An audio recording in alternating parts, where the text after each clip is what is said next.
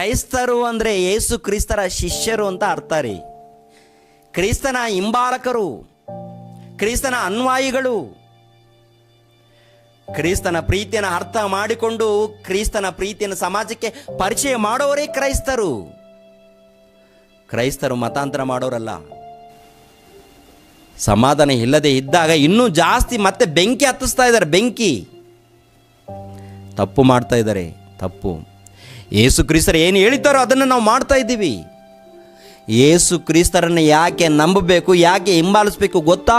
ನಿತ್ಯ ಲೋಕವನ್ನು ಪಡೆಯೋದಕ್ಕೆ, ಆ ಸ್ವರ್ಗವನ್ನು ಪಡೆಯೋದಕ್ಕೆ. ಆ ಸ್ವರ್ಗವನ್ನು ನಾವು ಮಾತ್ರವಲ್ಲ, ಅನೇಕರನ್ನು ಕೂಡ ಸ್ವರ್ಗದ ಮಾರ್ಗದಲ್ಲಿ ನಡೆಸಬೇಕು ಎಂಬ ಉದ್ದೇಶದಿಂದ ಯೇಸು ಕ್ರಿಸ್ತರು ಸಾರಿದ್ದಾರೆ. ಅದೇ ಪ್ರಕಾರ ಕ್ರೈಸ್ತರು ಸಾರಿದ್ದಾರೆ. ಅದೇ ಪ್ರಕಾರ ಕ್ರೈಸ್ತನನ್ನು ತಿಳಿದುಕೊಂಡಿರುವಂಥ ಪ್ರತಿ ಕ್ರೈಸ್ತನು ಸಾಯೋ ತನಕ ಸುವಾರ್ತೆ ಮಾಡ್ತಾನೆ. ಖಂಡಿತವಾಗಿ ಯಾವುದೋ ಒಂದು ರೀತಿಯಲ್ಲಿ ಸುವಾರ್ತೆ ಮಾಡ್ತಾನೆ. ಪ್ರಪಂಚ ತಡೆದ್ರೂ ಕೂಡ, ಪ್ರಪಂಚವೆಲ್ಲ ಒಕ್ಕಟ್ಟಾಗಿ ಕ್ರೈಸ್ತರ ಮೇಲೆ ಬಿದ್ದರೂ ಕೊನೆಯದಾಗಿ ಮಾಡೋದು ನಿಜವಾದ ಕ್ರೈಸ್ತರೇನು ಗೊತ್ತಾ? ದೇವರ ಪ್ರೀತಿಯನ್ನು ಸಾರಿ ಪ್ರಾಣ ತ್ಯಾಗ ಮಾಡ್ತಾರೆ. ಪ್ರಪಂಚ ಬಿದ್ದರೂ, ಪ್ರಪಂಚ ಎಲ್ಲ ತಲೆ ಮೇಲೆ ಬಿದ್ದರೂ ಕೊನೆಯದಾಗಿ ಸಾಯುವಾಗ ಏನು ಹೇಳ್ತಾನೆ ಗೊತ್ತಾ? ಸಾಯುವಂಥ ಸಂದರ್ಭದಲ್ಲಿ ದೇವರ ಪ್ರೀತಿಯನ್ನು ಹೇಳಿ ಸಾಯ್ತಾನೆ. ಅದು ಕ್ರೈಸ್ತನು.